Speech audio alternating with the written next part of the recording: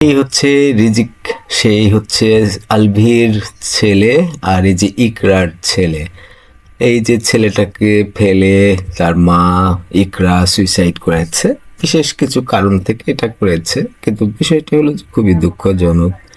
এখন এত কিছুর পেছনে যাই থাকুক, এই সন্তানটার জন্য ভয়াবহ একটা অবস্থা। কারণ তার মা শেষ এত অল্প বয়সেই, তারপরে আবার তার বাবা কিন্তু নেপাল থেকে বাংলাদেশে হয়তো আসতে পারবে না, অনেক ধরনের ঝামেলা আছে। তবে আসা উচিত, যেটাই হওয়ার কথা সেটাই, যদিও আলভিও তাই বলেছে যে কোর্ট যেটা বলবে সেটাই সে মাথা পেতে নেবে।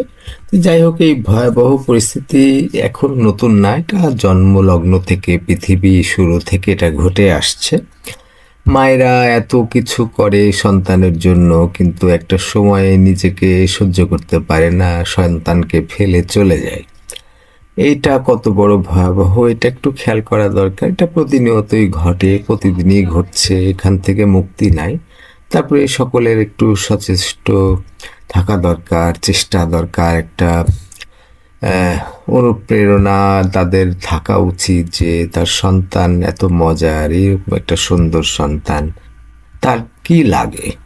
এই যে ব্যাপারটা যদি আমরা একটুতে তৃপ্ত থাকি, ঠিক আছে, তার বাবা বা তার স্বামী যে পরিস্থিতির কারণে যে যে বিষয়টাই হোক, কিন্তু সন্তানের জন্য তো আনবেয়ারেবল। এটা একটু মাথায় রাখা উচিত।